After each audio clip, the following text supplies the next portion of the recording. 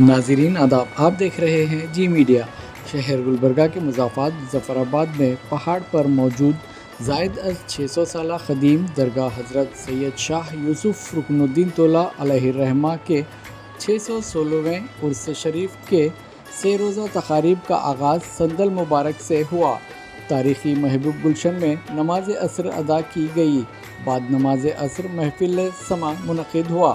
حضرت مولانا مفتی ڈاکٹر سید شاہ محمد انور حسینی قادری کامل جامعہ نظامیہ حیدرآباد متولی و گدی نشین بارگاہ حضرت رکن الدین طولہ نے سندل کی کشتیاں سر پر رکھ کر روانہ کیے۔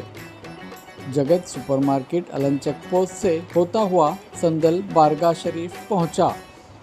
نماز عشاء 9:30 بجے ادا کی گئی۔ بعد نماز عشاء جلسہ عظمت اولیاء و فضیلت شب برات کا انعقاد کیا گیا۔ اس جلسے سے خطیب مہمان خصوصی حضرت خواجہ ضیاء الحسن جاگیردار سجادہ نشین بارگاہ راجہ باغسوار رحمۃ اللہ علیہ بسوا کلیان ضلع بیدر نے مخاطب کیا۔ حافظ سید فرقان علی نقشبندی نظامی حیدرآباد نے اپنے گروپ کے ساتھ دف پر نعت خوانی فرمائی۔ سینئر کانگریس قائد نیلکنٹھ راؤ ملگے، ایڈوکیٹ وحاج بابا، ضلع وقف کمیٹی کے نائب چیئرمین شیخ خواجہ حسین اتنور، عمران خان، گرامین پولیس اسٹیشن کے انسپکٹر اور دیگر کے علاوہ بلا لحاظ مذہب و ملت ہزاروں کی تعداد میں عوام نے شرکت کی۔ متولی و گدی نشین مولانا مفتی ڈاکٹر محمد انور حسینی نے مراسم سندل انجام دیے اور برادر سجادہ نشین محمد اکبر حسین عرفان نے مہمانان کی گلپوشی کرتے ہوئے انہیں تہنیت پیش کی۔ مولانا محمد غوث الدین بلاری اور محمد زین، محمد اعظم اور گروپ نے انتظامات میں حصہ لیا۔ دیکھتے رہیے جی میڈیا گلبرگہ۔ السلام علیکم ورحمۃ اللہ وبرکاتہ۔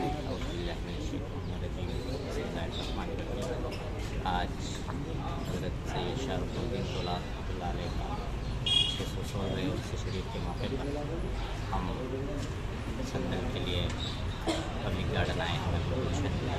یہاں سے سندل کی رخصتی ہوگی اور انشاءاللہ بادشاہ کے سندل پانی ہوگی اور اس کے بعد سما کا پروگرام رکھا گیا ہے۔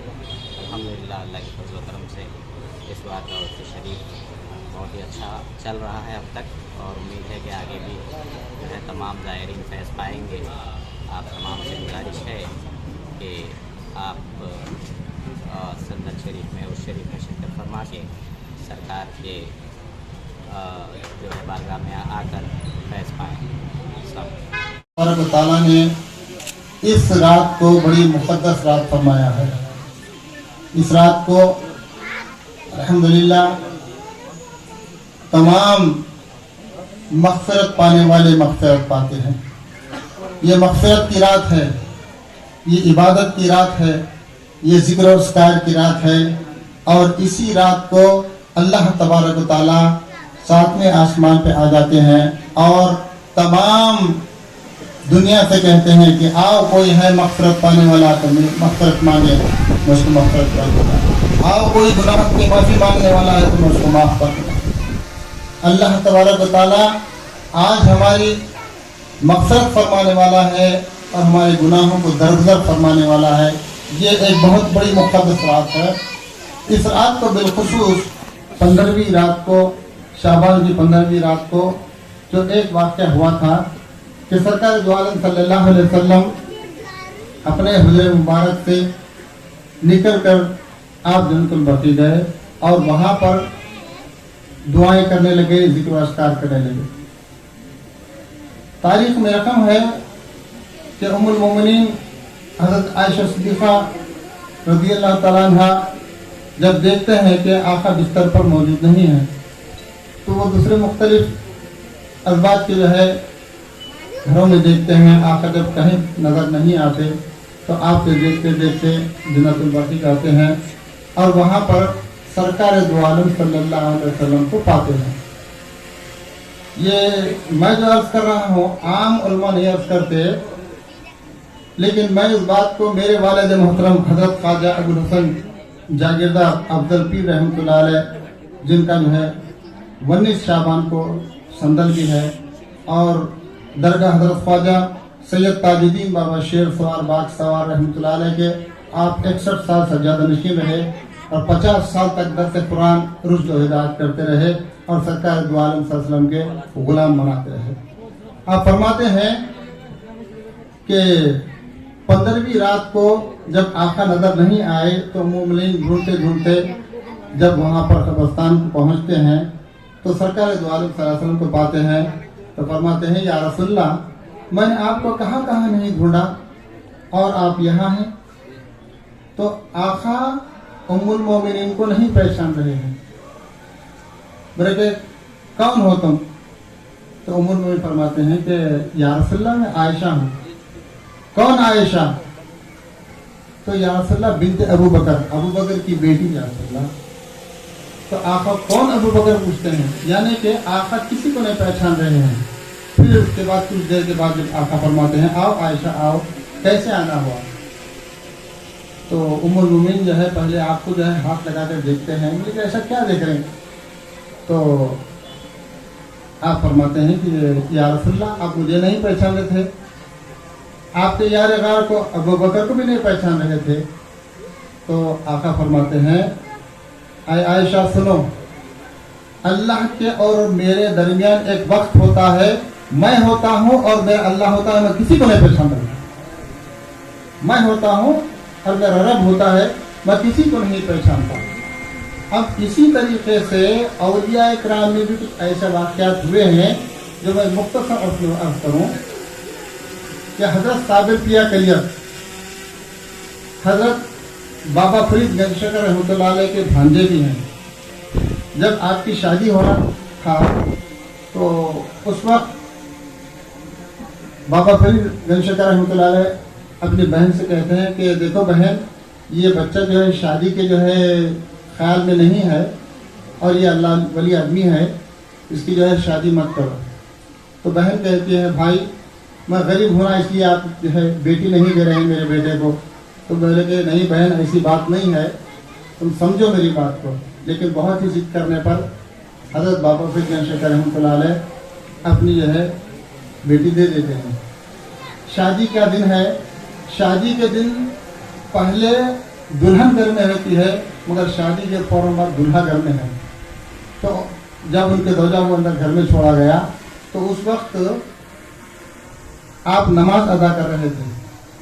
ایسے موقع پر جب جو ہے دلہن آ کر سلام کرتی ہے کہ تو کون ہے؟ تو بولے کہ میں آپ کی زوجہ ہوں.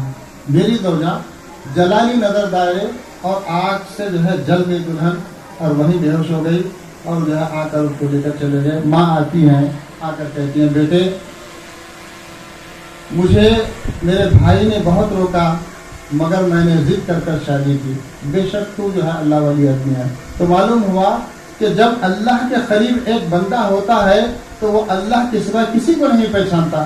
وہ وقت جو ہے ثابت کیا کریے جاتی تھا.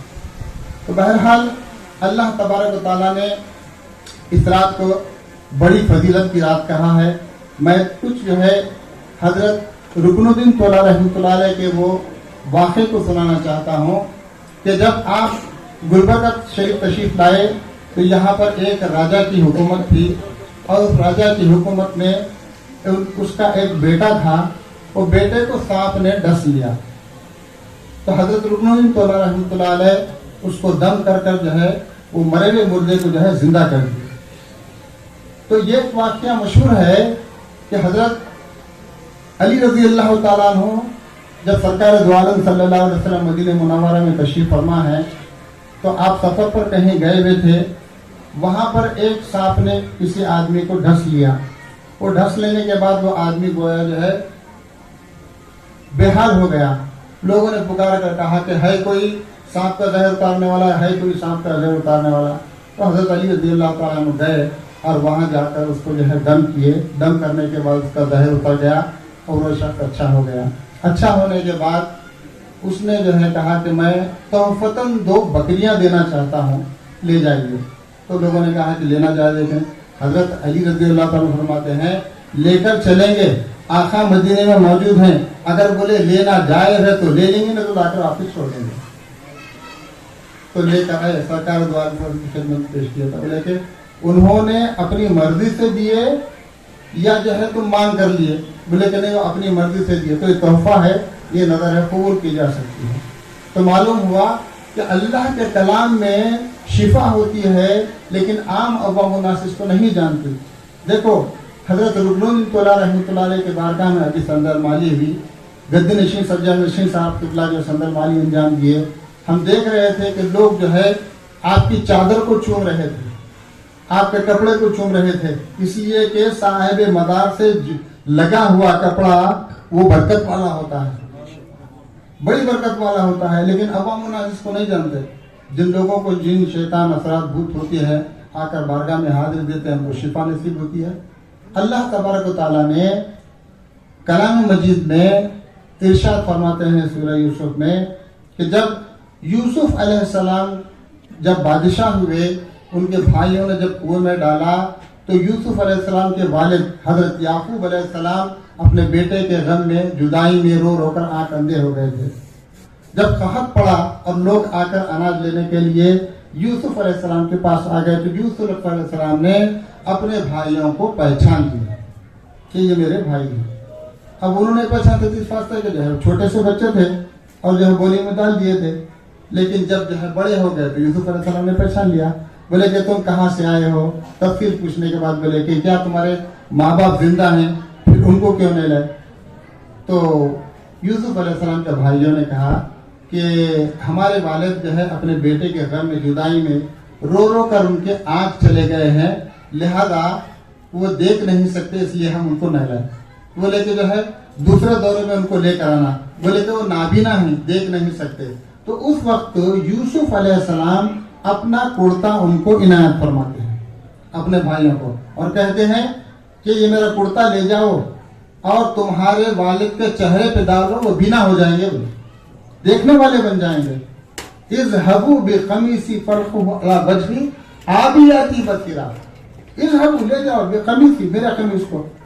تو معلوم ہوا کہ یوسف علیہ السلام کا کرتا یعنی وقت کے نبی ہیں اور یعقوب علیہ السلام بھی وقت کے نبی ہیں، ایک نبی کو کرتا ایک نبی کے چہرے پہ ڈال رہے ہیں تو وہ نابینا سے بینا ہو جا رہے ہیں۔ کیا یہ تبرک نہیں ہے؟ یعنی ایک نبی کا جسم کو چھوا ہوا کپڑا ایک نبی کے چہرے پہ یعنی ان کے والد کے چہرے پہ ڈال رہے ہیں، یعنی بیٹے کا کرتا بابا کے چہرے کو لگا رہے ہیں تو وہ بینا ہو رہے ہیں، نابینا سے بینا ہو رہے ہیں۔ ابھی جو ہے یوسف علیہ السلام کا کرتا بھایا لے کر ابھی جو ہے گھر پہنچے بھی نہیں، تو اس وقت یعقوب علیہ السلام کہہ رہے ہیں کہ مجھے میرے یوسف کی بو آ رہی ہے، میرے یوسف کی بو آ رہی ہے۔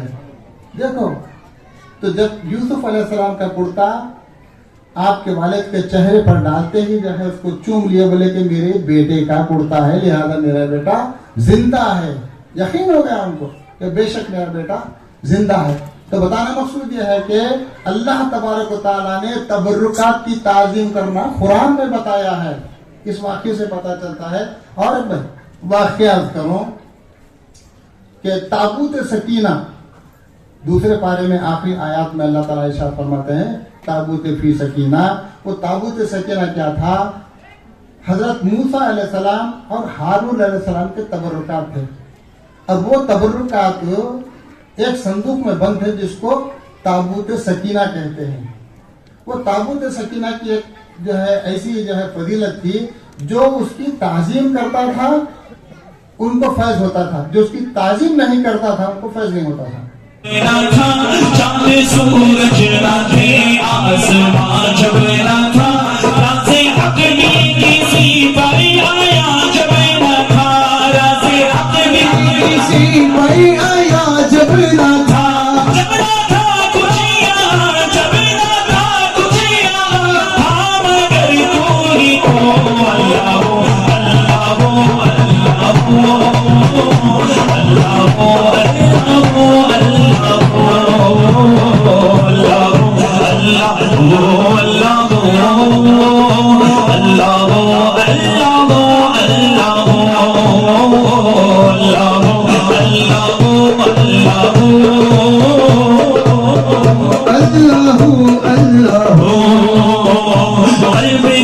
اس کی رویت کی ہے آرزو، جس کا جلوہ ہے ہر چار سو قلب کو اس کی رویت کی ہے آرزو جس کا جلوہ عالم میں ہر چار سو بلکہ خود نفس میں گئے وہ سبحان ہو بلکہ خود نفس میں گئے وہ سبحان ہو عرش پر گئے مگر عرش پر گئے مگر عرش کو جستجو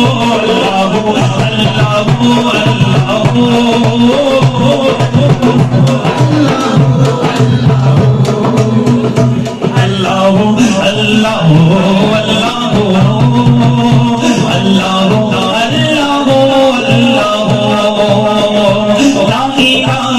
تیری شان یا وحدہ لا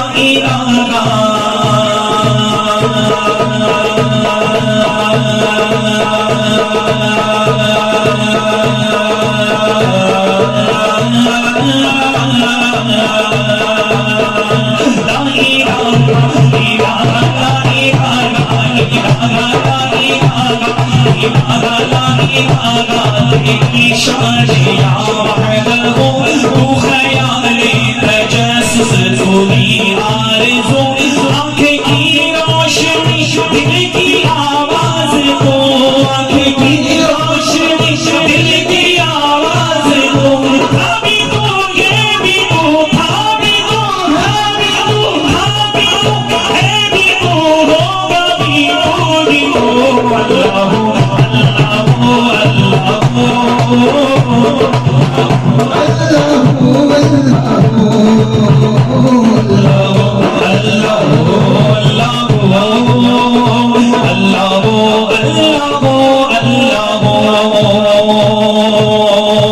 کیوں پیا ابن حیدر نے جام فنا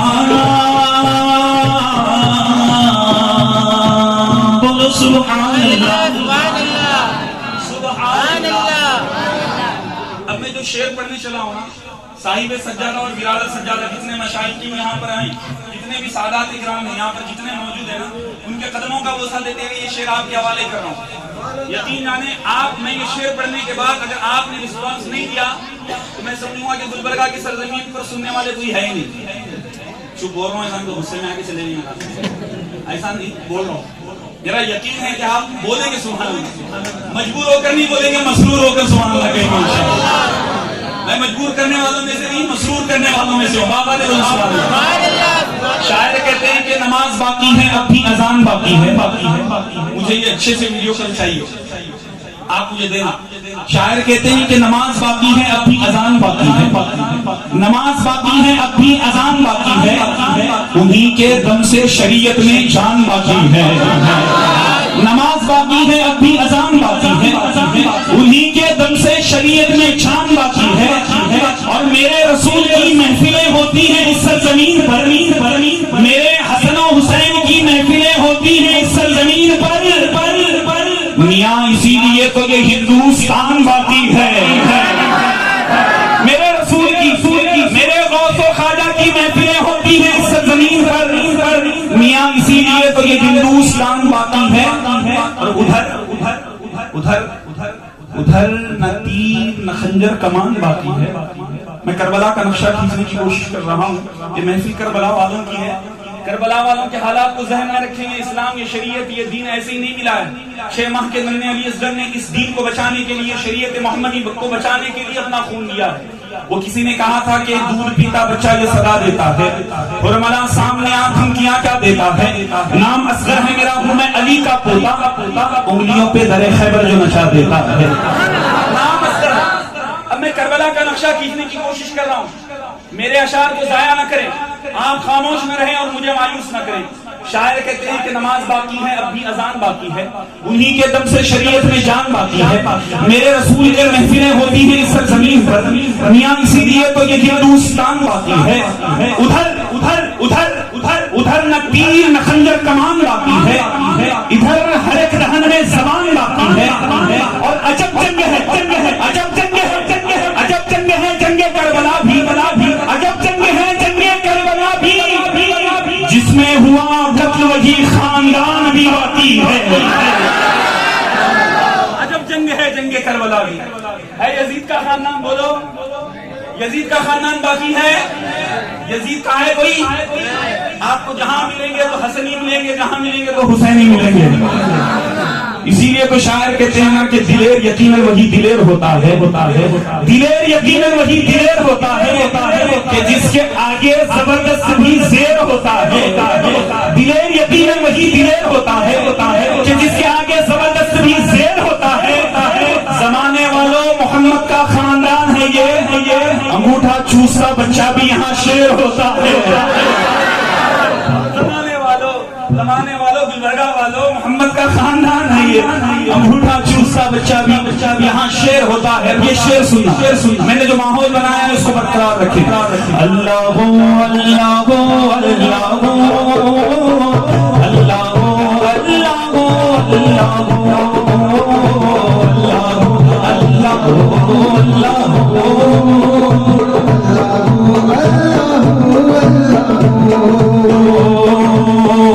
کیوں پیا ابن حیدر نے جام فنا, کیوں پیا ابن حیدر نے جام فنا, حال کھچوائی تبریز نے کیوں بھلا, حال کھچوائی تبریز نے کیوں بھلا, دار پر چڑھ کے منصور نے کیا کہا, دار پر چڑھ کے منصور نے کیا کہا, سب بنا کر کھیلو گے, سب بنا کر کھیلو گے, میرا باتو بھی اللہ